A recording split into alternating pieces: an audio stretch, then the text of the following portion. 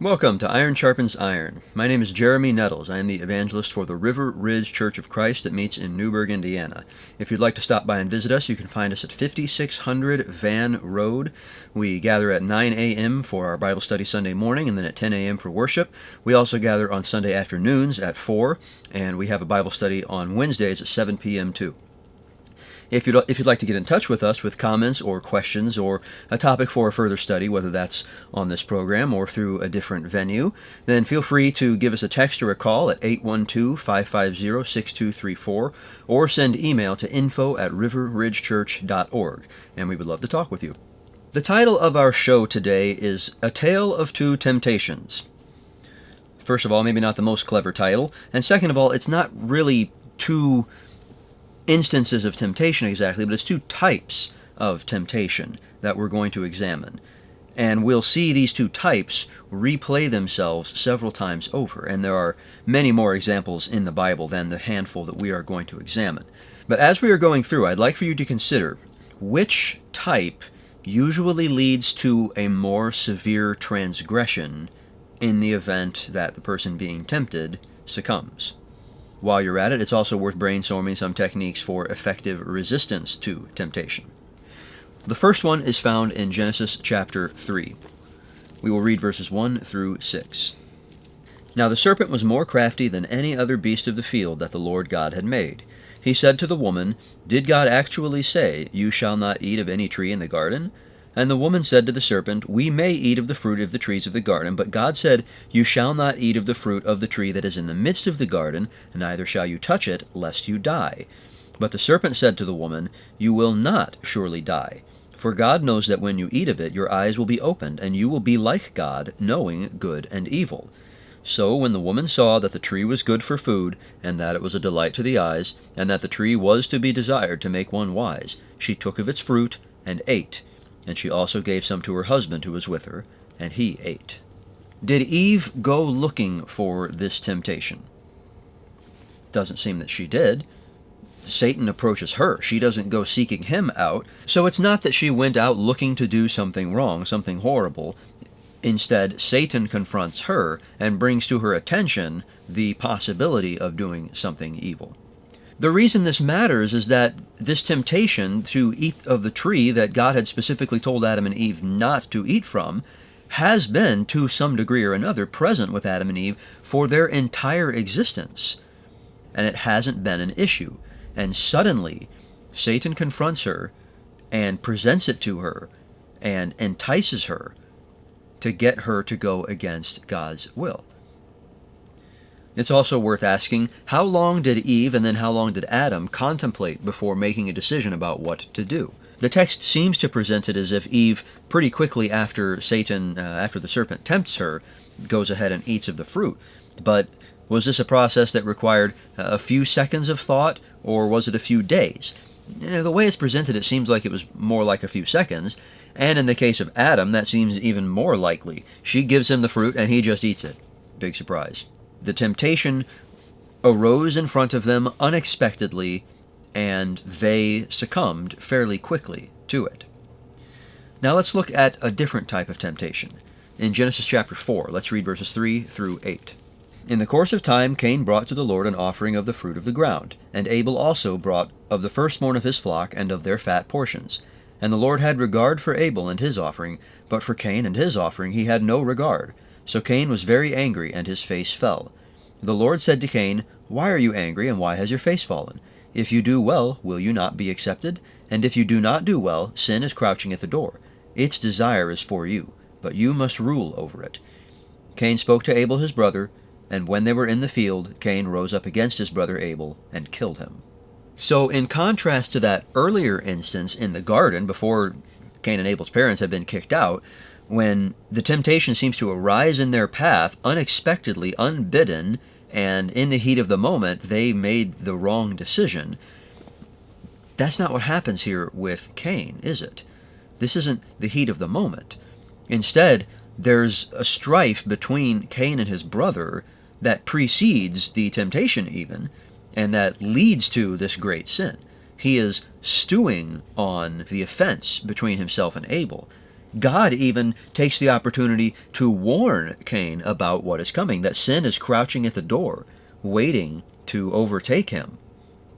Confronts him about his bad attitude and encourages him to change. And Cain refuses to take his encouragement, to heed his instruction. He even goes so far as to speak to Abel before they go out into the field. And the suggestion there seems to be that he has already decided what he's going to do and is luring Abel out away from mom and dad so he can get this taken care of out of everybody's sight. Now, both of these sins that we have seen so far, Adam and Eve eating from the fruit of the tree of the knowledge of good and evil in the garden, and certainly Cain murdering his brother, as we've just read about here in Genesis chapter 4, both of these are bad. I'm not diminishing one or the other. Both of them are sins against God. Both of them put a wedge between the sinner and the holy God. Both of them invite his condemnation. But which one of the two seems more severe? Eating the fruit, as I said, was wrong, but it doesn't go to quite the same degree as actually taking the innocent life of your brother. There are consequences, both temporal and eternal, for each of these sins, but again, in Cain's case, the consequences are worse. They seem to lead in the direction of an even worse path, full of more sin and death and misery. Okay, let's look at another sin. 2 Samuel chapter 11. We'll be examining a sin committed by none other than King David. In the spring of the year, the time when kings go out to battle, David sent Joab and his servants with him and all Israel, and they ravaged the Ammonites and besieged Rabbah, but David remained at Jerusalem. It happened late one afternoon, when David arose from his couch and was walking on the roof of the king's house, that he saw from the roof a woman bathing, and the woman was very beautiful. And David sent and inquired about the woman. And one said, "Is not this Bathsheba, the daughter of Eliam, the wife of Uriah the Hittite?" So David sent messengers and took her, and she came to him, and he lay with her. All right, to which category of the two that we have established does this one belong? Was this premeditated? No, much like we saw with the tree of knowledge of good and evil, he just happens to be walking on the roof of his house and is confronted suddenly, unexpectedly, with this temptation. The decision was clearly made flippantly, based on fleshly lust. Now let's look at the compounding sin that David adds to this as we pick up in verse 5. And the woman conceived, and she sent and told David, "I am pregnant." So David sent word to Joab, "Send me Uriah the Hittite." And Joab sent Uriah to David.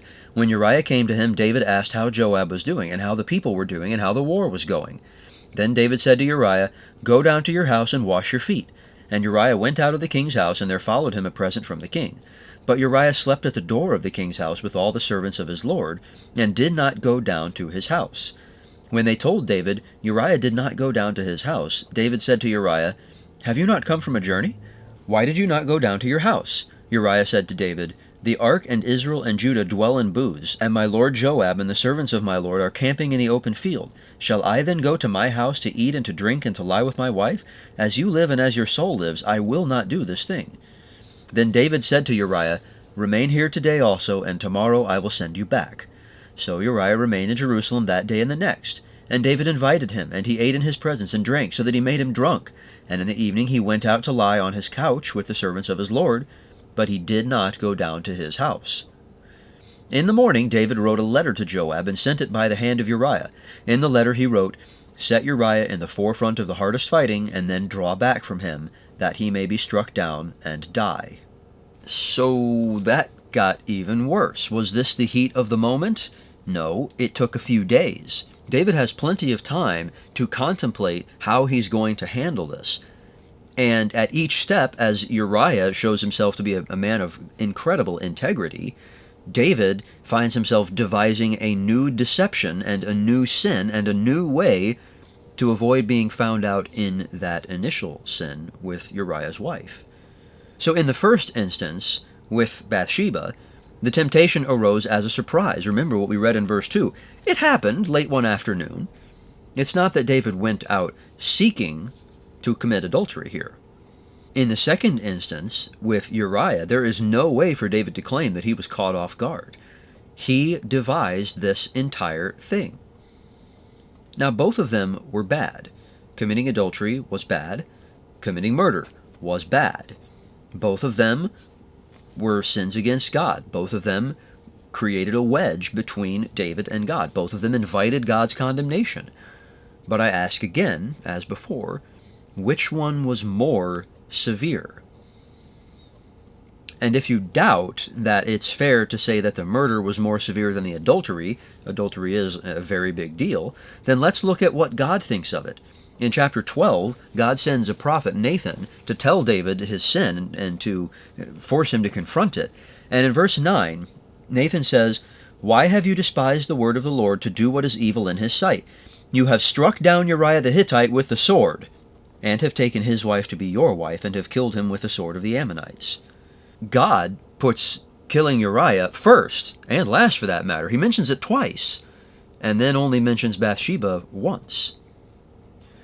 They're both bad, but what he did to Uriah was worse.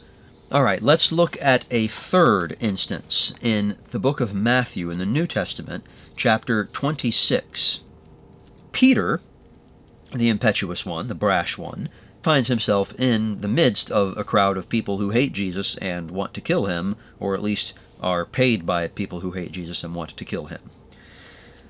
That's where we pick up in verse 69 of Matthew 26. "Now Peter was sitting outside in the courtyard, and a servant girl came up to him and said, 'You also were with Jesus the Galilean.' But he denied it before them all, saying, 'I do not know what you mean.' And when he went out to the entrance, another servant girl saw him, and she said to the bystanders, 'This man was with Jesus of Nazareth.' And again he denied it with an oath, 'I do not know the man.' After a little while the bystanders came up, and said to Peter, 'Certainly you too are one of them, for your accent betrays you.'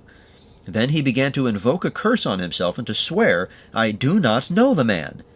And immediately the rooster crowed. And Peter remembered the saying of Jesus, 'Before the rooster crows you will deny me 3 times.' And he went out and wept bitterly." All right, let's categorize this one. Clearly it was sinful for Peter to deny even knowing Christ. Was this premeditated? He had the time to prepare. Jesus had predicted that he would fail, and so you might say that he knew well beforehand that this temptation was going to come up. But the question is, did he take that seriously? Did he take the opportunity to prepare? Let's go back earlier in the chapter and see what he said about it then. In verse 33, Peter answered him, "Though they all fall away because of you, I will never fall away." Jesus said to him, "Truly I tell you, this very night before the rooster crows, you will deny me 3 times. Peter said to him, "Even if I must die with you, I will not deny you." And all the disciples said the same. So he had resolved very clearly not to deny Jesus. But in the heat of the moment, when it really came down to it, it turns out he wasn't prepared. And he didn't even realize what was happening until the rooster crowed and brought back to mind what Jesus had said just earlier that night. He was caught off guard, and he did not respond to the temptation very well as a result. Let's consider another sin that occurred that night. Still in chapter 26 of Matthew, let's read verses 14 through 16. "Then one of the 12, whose name was Judas Iscariot, went to the chief priests and said, 'What will you give me if I deliver him over to you?' And they paid him 30 pieces of silver, and from that moment he sought an opportunity to betray him." Does Judas get to claim that he was caught off guard, ill-prepared? Clearly not. He went looking for this sin specifically. He's the one who proposes the deal to the chief priests. Now, with that said, there is still time for him to choose. He's still in the midst of the temptation, you might say. He's made the deal with the chief priests. They've already paid him, but he hasn't gone through with it yet. And so as time goes on from that meeting between Judas and the chief priests, he has time to consider and to contemplate and to wrestle with that temptation. On the night of the Last Supper, when Jesus sends him out, obviously knowing what Judas is planning to do. It has to bring it to mind for him. He has to be considering what he's about to do. And Judas continues to wrestle with that temptation and to consider and probably to rationalize the decision that he reaches. When he does finally betray Jesus in the garden, it's not a failure in the heat of the moment when Judas wasn't fully prepared and didn't realize what was happening, didn't realize the full implications of it. He'd had plenty of time to consider all of that, and he did it anyway.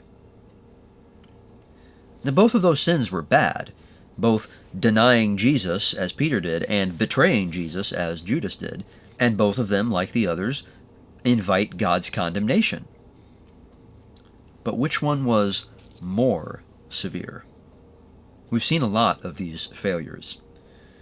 We've seen 3 of these failures by people who weren't actively seeking the sin, but they faltered when they were caught off guard by the temptation. And we've seen 3 by people who had plenty of time to consider their actions and the implications of their actions and to consider God's wishes about their actions and the upcoming decision that they knew was going to confront them sooner or later. And they did it anyway.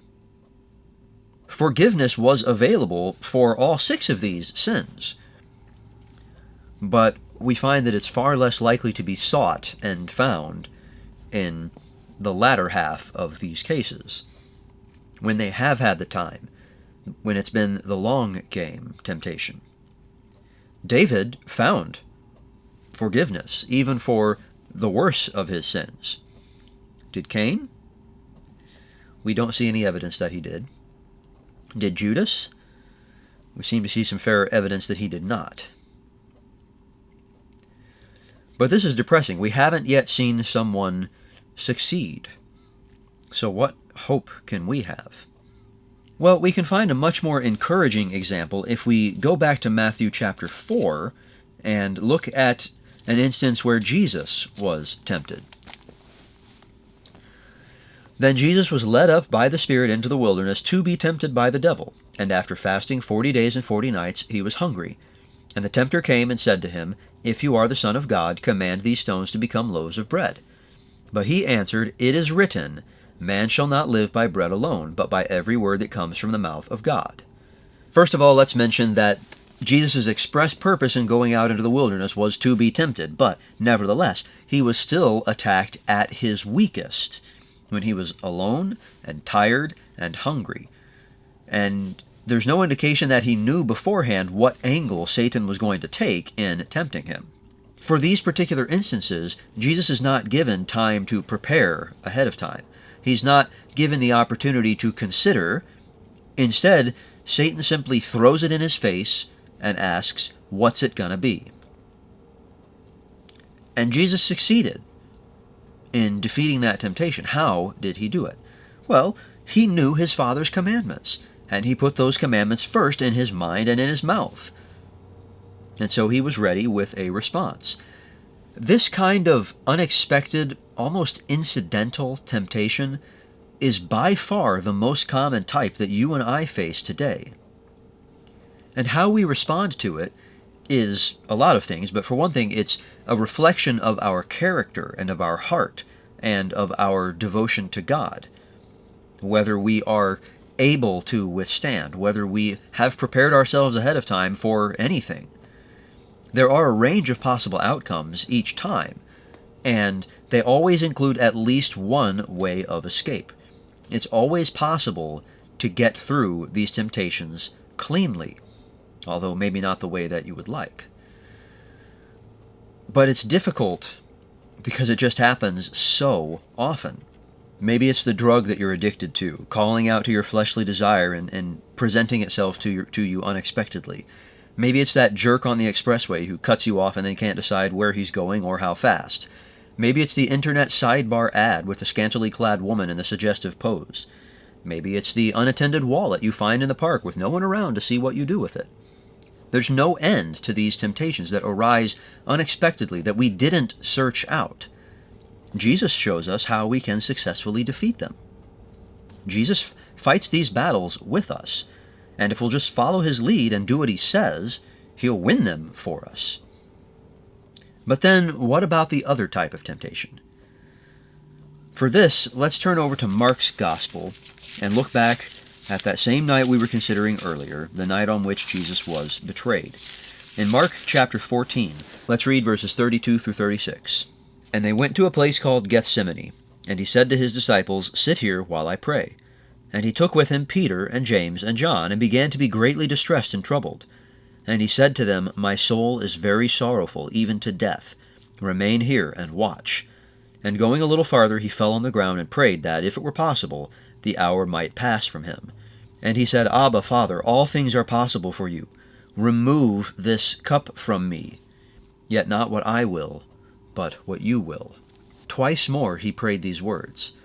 He's contemplating what to do, as Cain did before he murdered his brother, as David did before he murdered his friend, as Judas did before he was complicit in the murder of the Messiah. Jesus in the garden was struggling too, just like those other three did. He's looking for a way out, even knowing his Father's will and his Father's command. He said, "Remove this cup from me." He said it over and over. But where did he land? "Not my will, but yours be done." He didn't find a way to rationalize doing whatever he wanted to do. Instead, he denied his own will. He said no to the deal Satan was offering. Every once in a while, maybe just a few times in your life, you too will face a temptation that's more along the lines of this one. A time when the long game becomes all important. Maybe it involves sacrificing your principles or losing your job. Maybe it means speaking up and getting in trouble at school or going along to get along. Maybe it means sinning to help a friend or a relative out of a jam. Maybe it has to do with a mutual attraction between you and a coworker, despite one or both of you being married already. Maybe it's about lying on some meaningless paperwork in order to get a loan or a handout. Maybe it's about covering up a past sin. In these cases, the temptation isn't sudden or surprising. It's a constant presence over a period of time, maybe one that lasts months or years, when we know a time is coming when we will have to act one way or the other. But it remains to be seen which path we will choose. When this happens, Satan doesn't usually try to entice us to do something we find hideous. It's not, "Hey, why don't you plow your car into that group of young mothers and toddlers on the sidewalk?" Instead, he waits until we're trying to avoid something that we find hideous, like our own suffering or that of a loved one, and he tells us that there's a way out. He doesn't usually entice you to select the most obviously evil option, like killing the friend whose wife you just impregnated. Instead, he tells you there's a third way. Not a way to heaven or hell, but something in between. A second righteous or at least acceptable path. Like, I don't know, convincing the world that the kid really belongs to your friend. And hey, if he's infertile or something, maybe you did him a favor, actually. Why ruin the guy's life by telling the truth? If you told him the truth, I'd be hurting him. Why would I want to do that? Would I even want to know if I were him? Surely not. Sometimes Satan convinces you that the gate with the demons and the darkness actually leads to life. Regardless, he doesn't have to convince you to outright deny Christ. He'll usually wait to spring that on you until the last possible moment, when you are ill-prepared and already caught up in something else. That's what he did with Peter. Peter was trying to do something good when that temptation arose. He was trying to stick by Jesus, to honor his commitment not to abandon him. He was in an uncomfortable situation, to say the least. His teacher, friend, and Lord is in the scariest situation possible, and it seems as though everything's going to fall apart. He's preoccupied, he's cold, he's tired, he's worried, he's weak. And now here comes Satan. In the long game temptation, that's not typically how he works. Usually, he just wants you to compromise with evil. just a little, to do something slightly wrong, in the service of a greater good. That's how he'll present it, and he'll give you all the time you need to convince yourself that it's true, to rationalize away the evil and tell yourself that you're doing something good, even though you know deep down it's not. Say no every time. Follow Jesus' example.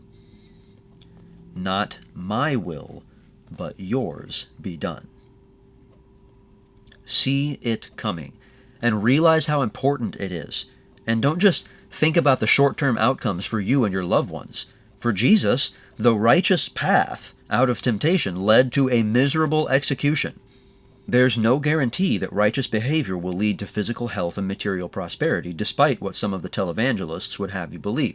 And by the way, here's where you can send donations or buy my book. If you're only focused on earthly outcomes, you'll generally make the wrong choice. And even if you happen to pick the right path this time around, you'll be choosing for the wrong reasons, which will then make it easier to use those wrong reasons the next time around too, when maybe you won't be so lucky, and maybe you end up taking a different path next time.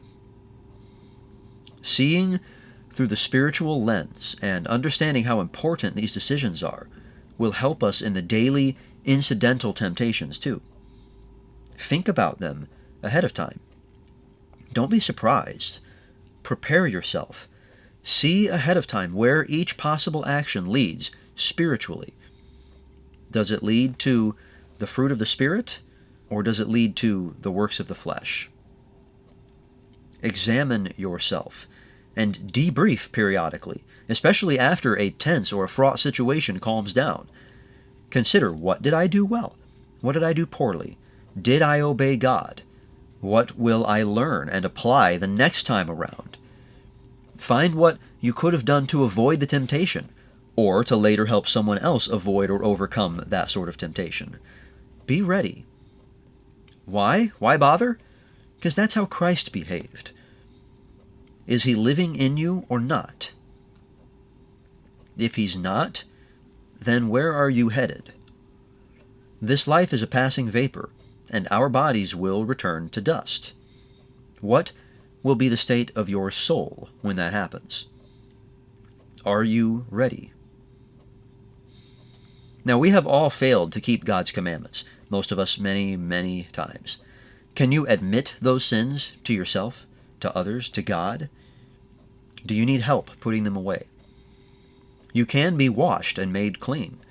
If you already washed your robes in the blood of the Lamb and have since made them filthy again, you can also be restored.